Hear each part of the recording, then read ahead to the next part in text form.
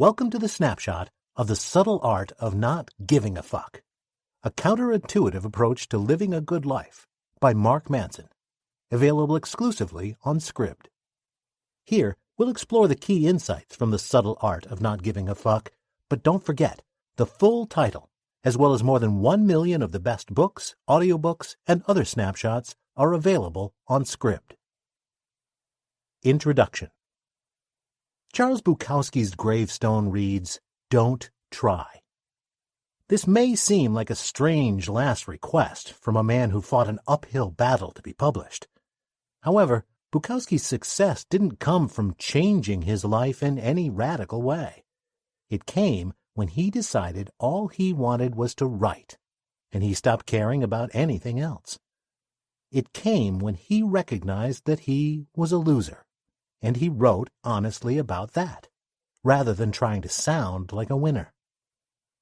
At a time when everyone is trying so hard to be better, Bukowski's advice of don't try presents a different approach.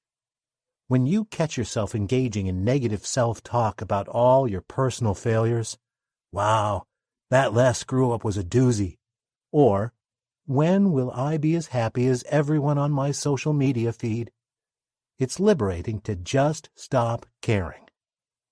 The solution to this modern anxiety is to not care. But don't stop caring in an indiscriminate manner. There are 3 subtleties to not caring in a way that leads to a good life. 1. Not caring isn't the same as being totally indifferent. Indifferent people don't care about anything. Not caring means being selective about what you don't care about. You don't waste your care on things that don't really matter to you. 2. To stop caring about trivialities, you need to care about something more important. Caring about every single inconvenience and the 1,000 trivialities of everyday life is often a symptom of not having anything meaningful and fulfilling to care about. And 3. Consciously or unconsciously, you are constantly choosing what to care or not care about. Life is full of things beyond our control. But even if something isn't in your control, it can still be your responsibility to respond to it. Choosing your response can be a source of empowerment, even if the circumstances are out of your control. Happiness is a problem. Pain is not just a constant part of life. It's a useful one, too. Pain teaches you what things to avoid or pay attention to in the future. The agonizing pain of your first heartbreak helps you be more mature in future relationships. Genuine happiness comes from finding real solutions to life's painful problems. You shouldn't simply avoid your problems. Instead, get to the root of the issue and figure them out. So, the way to find happiness isn't to ask, "What life do I want to be living?" but rather, "What struggles do I want to take on, and what problems do I enjoy solving?" While a painless life is impossible, it is possible to choose struggles that bring some fulfillment. It's like setting out to climb Mount Everest only because you think the view might be nice. You must get some thrill out of the climb itself to make it worth the ascent.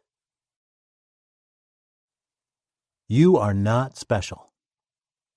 In the 1960s, people were taught that having high self-esteem was a benchmark on the path to becoming a better person. They believed that thinking highly about yourself could lead to real psychological benefits. This led to generations of people who thought they were special simply because they were told that they were, and not because they actually did anything great. They were told to think positively about themselves, and good things would just come. But there is a difference between genuine self-worth and entitlement. People who are entitled think they deserve something without needing to work for it. This often leads to ignoring real problems to maintain their self-confidence. If something great happens, they think it happens because they're great. If something bad happens, they blame it on other people's jealousy of them. Real self-worth, on the other hand, means being able to acknowledge negative experiences and aspects of your character and address them. Only by acknowledging these flaws can you fix them and improve upon yourself.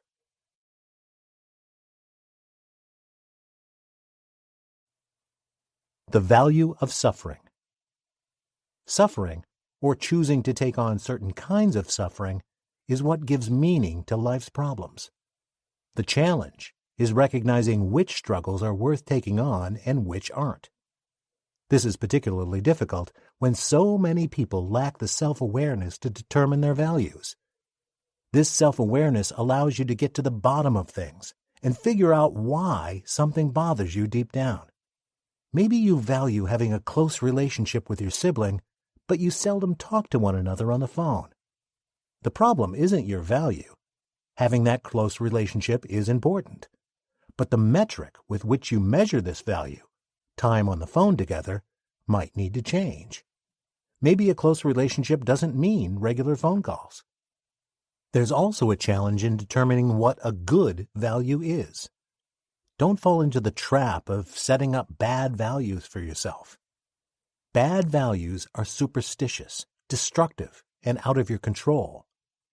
For example, material success isn't a great value because your self-worth shouldn't be measured by how successful you are at work or how much money you have in the bank. On the other hand, good values are reality-based, socially constructive, and within your control. Being honest and charitable are good values. They are things that can be realistically practiced, and the exercise of these values strengthens social bonds. You are always choosing. When people feel disempowered, it's often because they are faced with problems they can't control. It's easy to create a self-fulfilling prophecy when you feel doomed to misery by some accident you had no hand in. For example, when you go on a date, it's easy to focus on the one flaw you think makes you unlikable, your height, your teeth, your finances, and obsess over it. You've chosen a value beyond your control, and you believe it determines your failure. On your date, you now see any sign of disfavor as related to that trait. But the truth is that the date probably didn't go well because you have nothing in common, not because of your bad teeth. Yet, there's a kind of comfort that comes in this. It's easy to blame failing on something that's beyond your control. The date didn't go well, but it's not my fault that my teeth are bad. However, there is a distinction between responsibility and fault. Just because you take responsibility for something doesn't mean it's your fault. You're responsible for choosing actionable values. Instead of placing value on your teeth, you could place value on finding someone who likes you as you are. Otherwise, by choosing values out of your control, you're responsible for your problems. You're wrong about everything. But so am I. You're always wrong about something. Maybe it's something personal, like a firmly held childhood belief. Or maybe it's a widely accepted view, such as the sun revolves around the earth. Human history, and even your individual life experience, is a journey in becoming less wrong. Instead of striving for certainty and putting life on hold until it's found, the goal is to accept and live with uncertainty. You must be able to cope with discovering that you were wrong all along. The way to do this is to use your self-awareness skills to ask why something is important or desirable, and then consider what it would mean to be wrong about that. Would being wrong create a better or a worse problem than being right?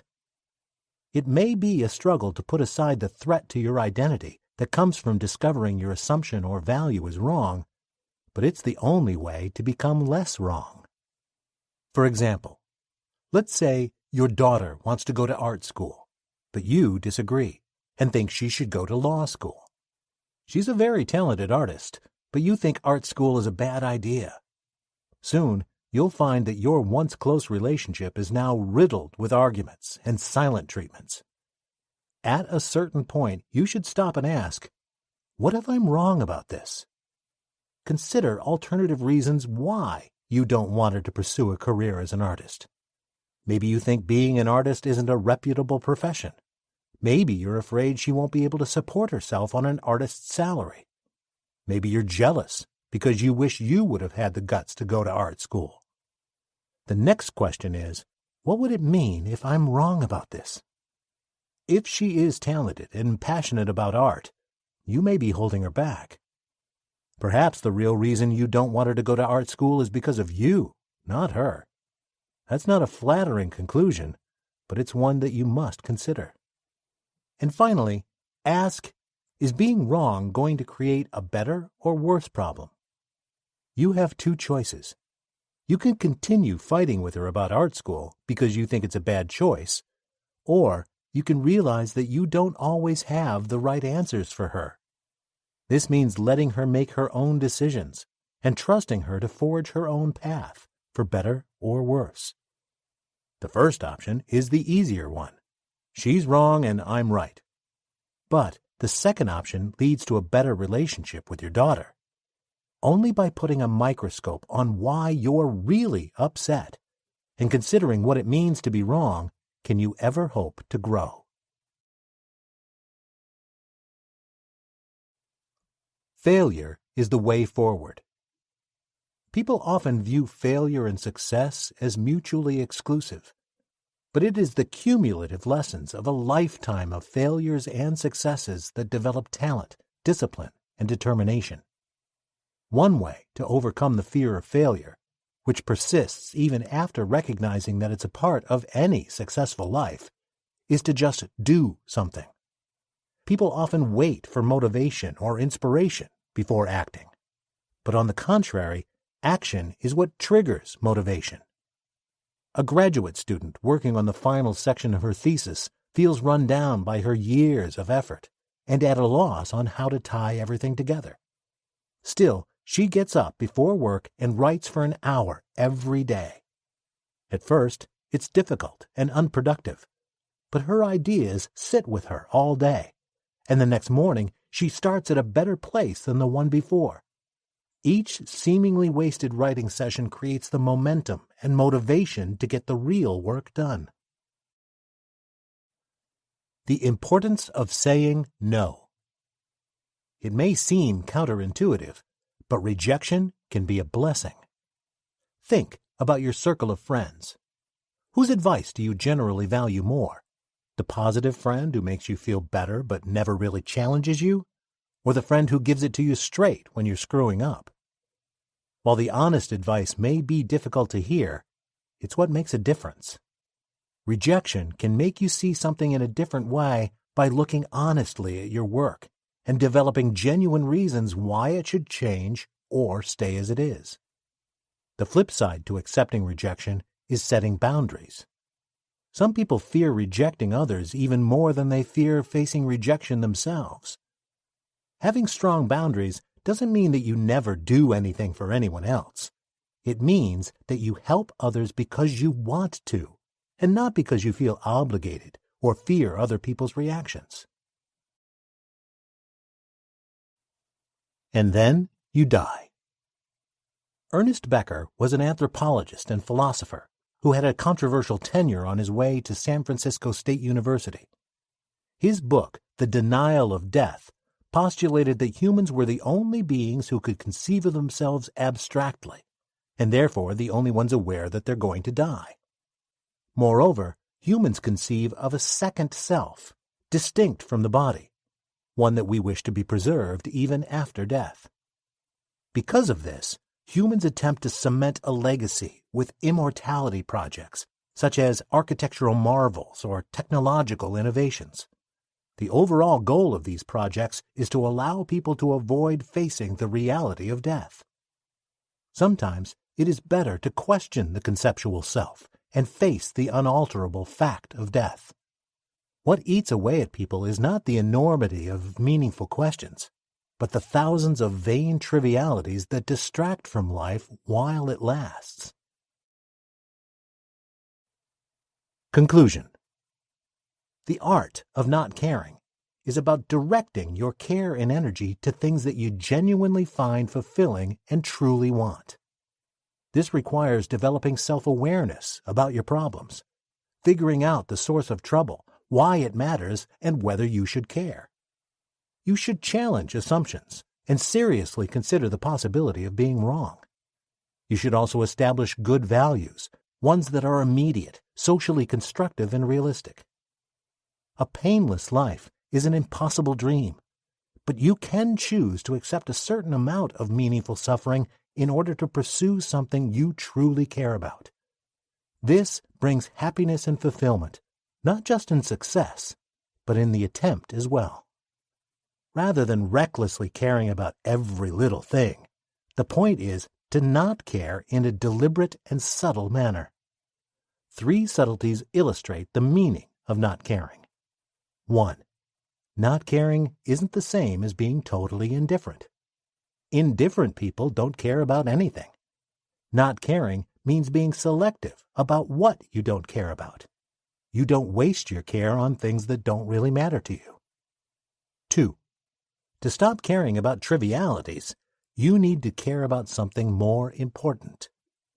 Caring about every single inconvenience and the 1,000 trivialities of everyday life is often a symptom of not having anything meaningful and fulfilling to care about. And 3. Consciously or unconsciously, you are constantly choosing what to care or not care about. Life is full of things beyond your control. But even if something isn't in your control, it can still be your responsibility to respond to it. Choosing your response can be a source of empowerment, even if the circumstances are out of your control. About Mark Manson. Mark Manson runs a popular blog at markmanson.net and is the founder and CEO of Infinity Squared Media. His previous book, Models, provides dating advice based on living and communicating honestly. Thank you for listening to the snapshot of The Subtle Art of Not Giving a Fuck by Mark Manson, available exclusively on Scribd. If you liked what you heard, then make sure to explore the rest of our snapshot library to continue gaining key insights from nonfiction books in a matter of minutes. You can find the full version of The Subtle Art of Not Giving a Fuck, as well as more than 1 million of the best books, audiobooks, and other snapshots on Scribd. All snapshots are copyright by Scribd, all rights reserved.